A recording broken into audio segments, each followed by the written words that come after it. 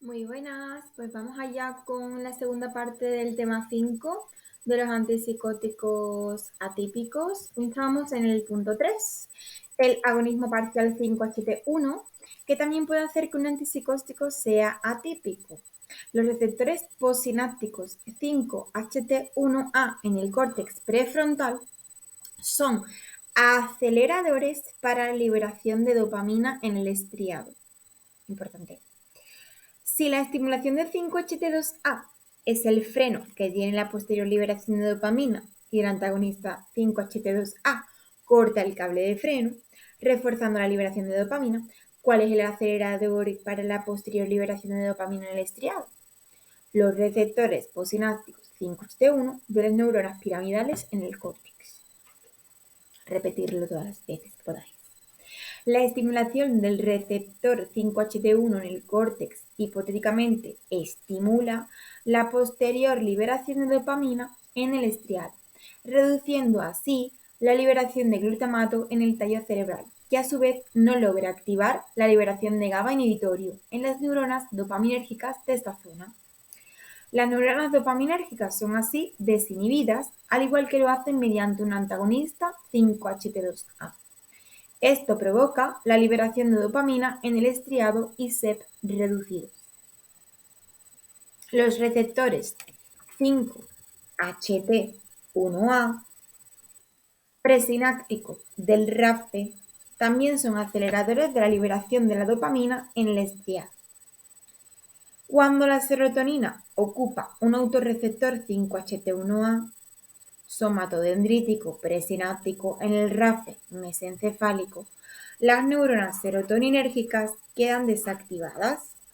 Aquí tenemos los dibujos en la página 157, 146 y el cuadro 5.15C2 y 16C2 en la 149.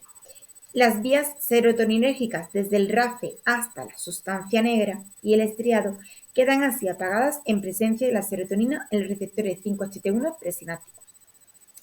En consecuencia, la serotonina no es liberada de los receptores 5-HT2 aposinápticos de las neuronas nigroestriatales, cuya activación normalmente inhibiría la liberación de la dopamina en el estriado.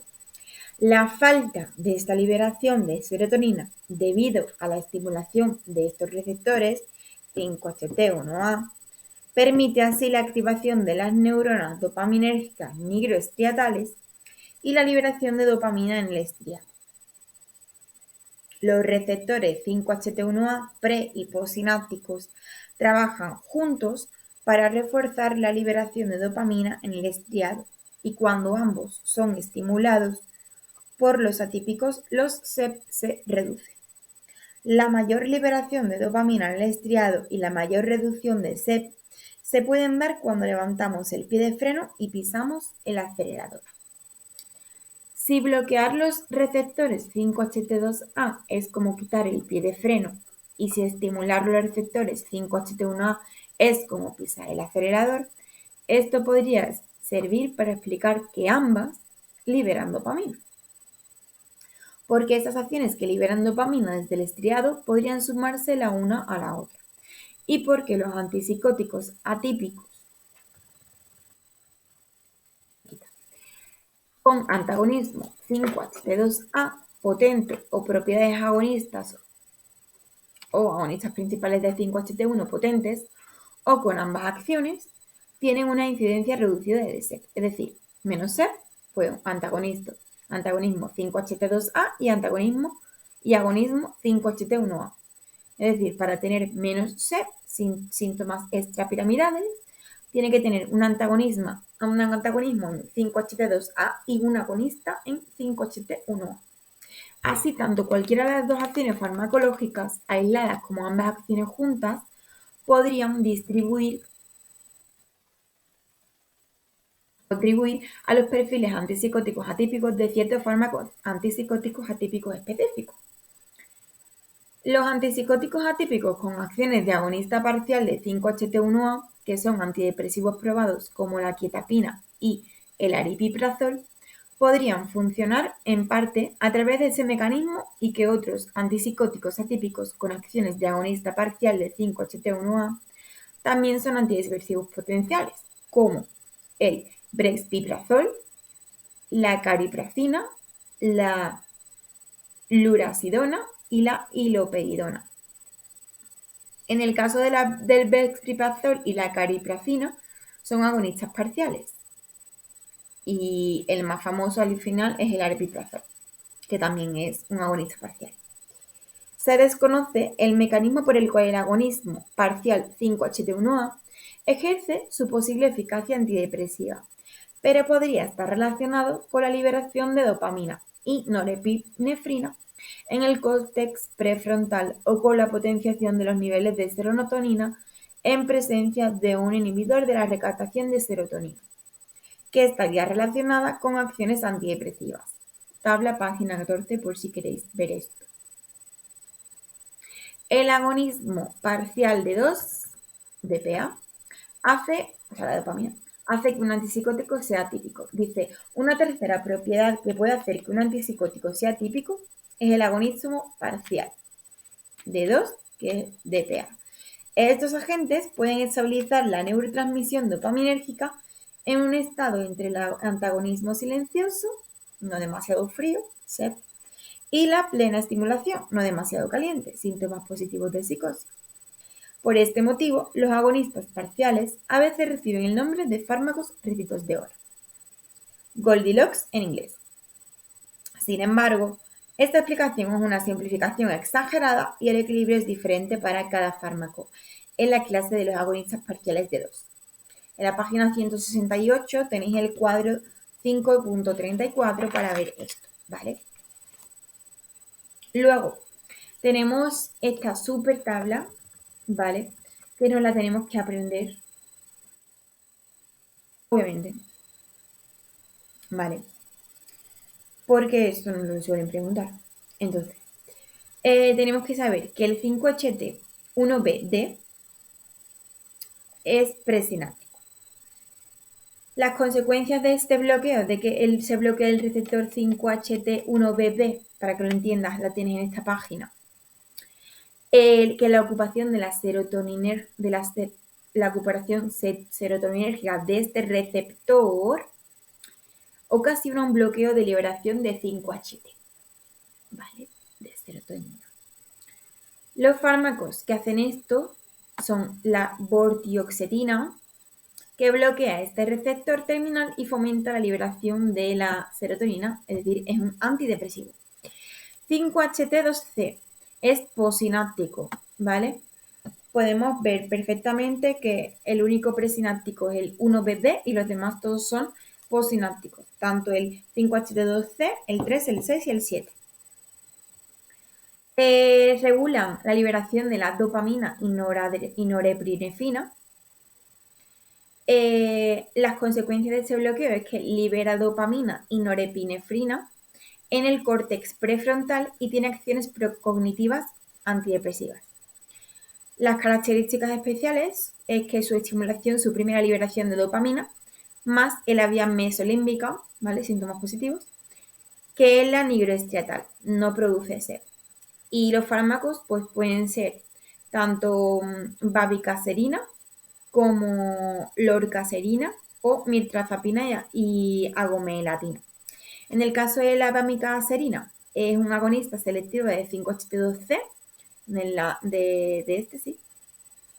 que ha entrado en la fase de ensayos clínicos para la esquizofrenia. La lorcacerina es un agonista selectivo de 5-HT2C que ha sido probado y controla la obesidad. Y aquí dice que la estimulación de receptores 5-HT2C, lo tenemos aquí abajo, también es una estrategia experimental para el tratamiento de la obesidad. Y luego la mirtazapina y la agomelatina son antagonistas 5-HT2C que funcionan como antidepresivos. Luego, 5-HT3 es posináptico, como hemos dicho, regulan la interneurona GABA inhibitorias y la liberación de la serotonina, acetilcolina, norepinefrina, dopamina e histamina, ¿vale? Donde es las consecuencias de ese bloqueo en la zona de activación quimiorreceptora del tallo cerebral, que palia las náuseas y vómitos de la quimio. Es decir, los 5-HT3, vómitos a muerte, nos lo van a preguntar. En las interneuronas GABA incrementa la liberación de serotonina, dopamina, norepinefrina, acetilcolina e histamina en el córtex antidepresivo y precognitivo. Las características especiales que participan en el vómito, las náuseas, ¿vale? Etcétera. O sea, mueve mucho el intestino y la regulación de la motilidad intestinal. El antagonismo nos dice que entre los antipsicóticos atípicos, solo la clozapina tiene una potencia de unión a 5-HT, comparable a su potencia de unión a D2. Y los otros tienen una afinidad muy débil o nula. El antagonismo 5-HT probablemente no contribuye a las afecciones clínicas de los atípicos. Y los fármacos pues suelen ser mirtazapina o vortioxetina, que son potentes antagonistas 5-HT y con acciones antidepresivas, ¿vale? Luego, 5-HT6, como hemos dicho, todos eran postsinápticos, menos el primero, y regulan la liberación de la acetilcolina y procesos cognitivos. Mejora el aprendizaje y la memoria en los ensayos con animales. Y el 5-HT7, otra vez es postsináptico, regula la liberación de la serotonina y nos dicen que las consecuencias de este bloqueo es la liberación de la serotonina que queda desinhibida, especialmente cuando el antagonismo 5-HT es combinado con inhibición de recaptación de serotonina. Las características especiales no tiene, y antagonismo nos dice que se cree que los nuevos antagonismos selectivos 5-HT serían reguladores del ritmo circadiano del sueño y del humor. Esto ha sido ensayado en animales, así que cuando nos pregunten sobre el sueño y la regulación de los ritmos circadianos del sueño, 5-HT7. Y los fármacos pues son antidepresivos con afinidad moderada a estos receptores como amoxapina, desipramina, imipramina, mianserina, fluoxetina y vortioxetina. ¿Vale? Y el cuadro acá. Entonces, para resumir un poquito, una característica asombrosa de los receptores D2 es que solo es necesaria una cantidad mínima de transducción de señal a través de los receptores D2 en el estriado para que un agonista parcial del receptor D2 evite los SEP. Así, un grado muy bajo de propiedad de agonista parcial, a veces llamada actividad intrínseca, puede tener una serie de consecuencias clínicas muy diferentes en comparación con un receptor D2 totalmente silencioso y completamente bloqueado, que es lo que casi todos los antipsicóticos convencionales y atípicos hacen. Los agonistas parciales, capaces de tratar la esquizofrenia, se sitúan hacia el extremo izquierdo del espectro de los agonistas parciales D2, pero sin llegar al antagonismo total. Por el contrario, la dopamina agonista total natural se sitúa en el extremo derecho del espectro. Los agentes capaces de tratar el Parkinson, como es el ropinirol o pramipexol, se sitúan en el extremo derecho del espectro. Lo interesante, al final, es observar cómo pequeños desplazamientos desde la izquierda y hacia el espectro de los agonistas parciales del 5-35 pueden tener profundos efectos sobre las propiedades clínicas del antipsicótico. Un poco demasiado cercano a un agonista puro, a la izquierda, pues puede ser un antipsicótico convencional con SEP y acatisia. La acatisia es la incapacidad para mantenerse quieto que se acompaña de una sensación de intranquilidad a nivel corporal sin llegar a la angustia.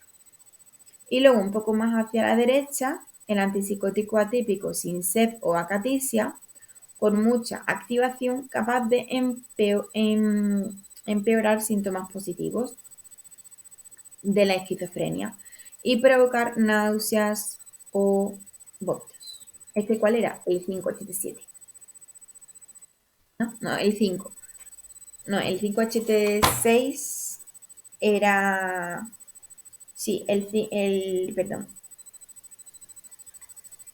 El de los vómitos era el 3, el del sueño era el 7. Y el 6 es el de la memoria. Hay que estudiar, hay que estudiar. Y luego tenemos pues ensayos clínicos, ¿vale? Bueno, al final tenemos 4 ensayos clínicos. Simplemente nos lo leemos ahora mismo, no lo vamos a leer. Y terminamos con este punto, ¿vale? El 4 lo vamos a dejar para el siguiente día. Dice 1. OPC4392. Demasiado cerca del agonista de la curva. Mejoraba los síntomas cognitivos de la esquizofrenia y activaba síntomas positivos. No se comercializa. El apiprazol. Este era para tratar esquizofrenia en niños menores de 13 años. Esto suelo preguntarlo, ¿vale? ¿Cuál es el antipsicótico para menores de 13 años? El aripiprazol. Está más cerca de la parte antagonista. Es un antipsicótico atípico. Mejoraba los síntomas positivos sin altos negativos a dosis superiores, antidepresivo a dosis inferiores y produce acatasia. Luego tenemos el bifepronox, que estaba en la parte superior del espectro, más agonista que aripiprazol, pero menos que el OPC, ¿vale?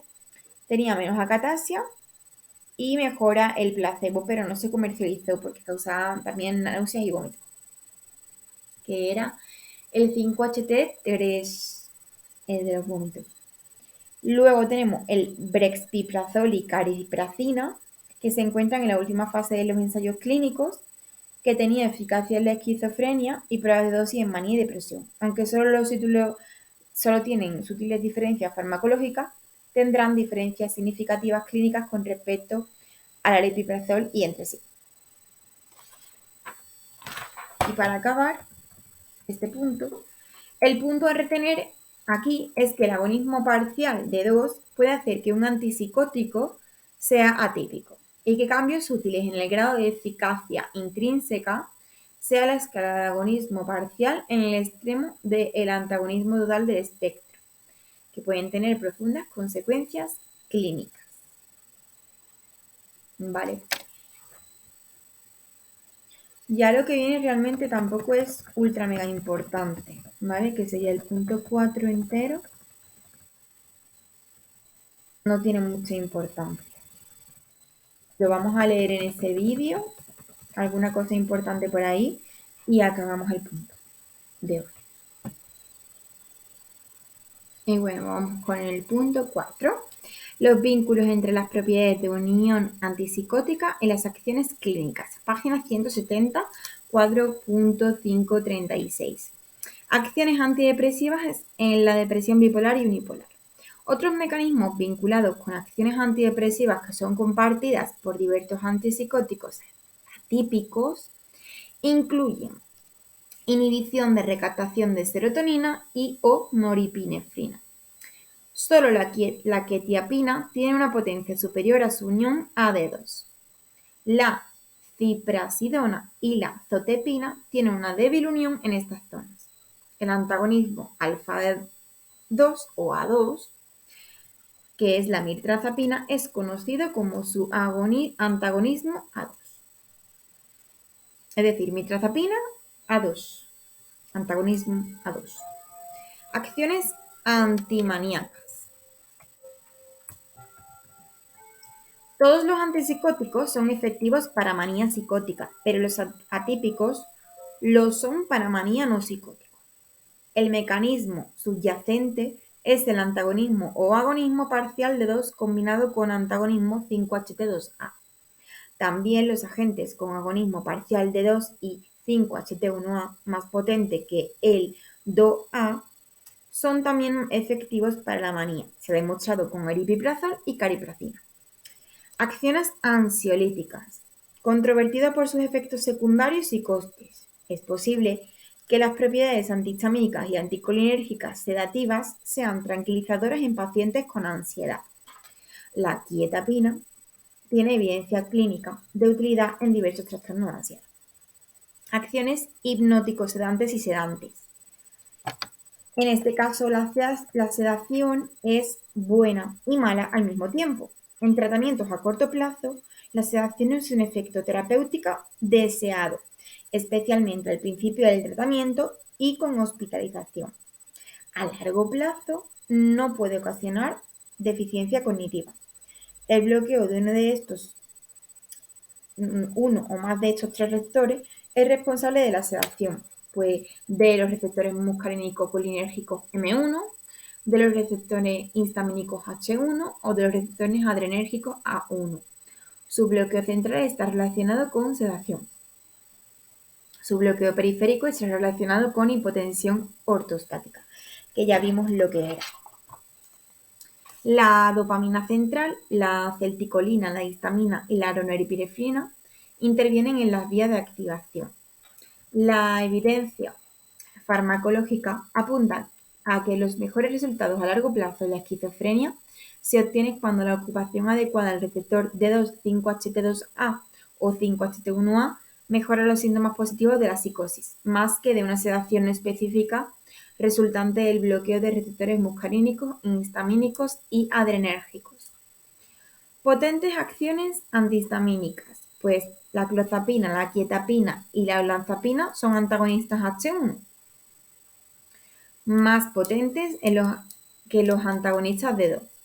Y los antipsicóticos tienen una potencia moderada, excepto la lurasidona, que no tiene unión a H1.